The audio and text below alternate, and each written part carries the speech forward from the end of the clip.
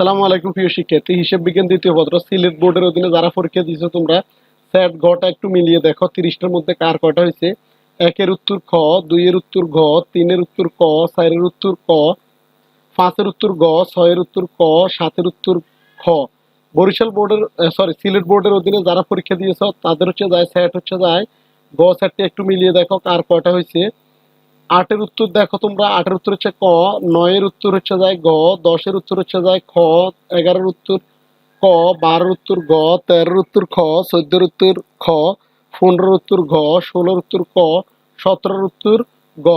যারা সিলেট বোর্ডের অধীনে সেট গটা দিয়েছো তারা একটু মিলিয়ে দেখো। 18 নাম্বার উত্তর হচ্ছে যায় ক, 19 নাম্বারের উত্তর হচ্ছে যায় ক, 20 নাম্বার উত্তর গ, 21 নাম্বার উত্তর হচ্ছে যায় গ, 22 নাম্বার উত্তর গ, 23 নাম্বার উত্তর গ, 24 নাম্বার উত্তর খ।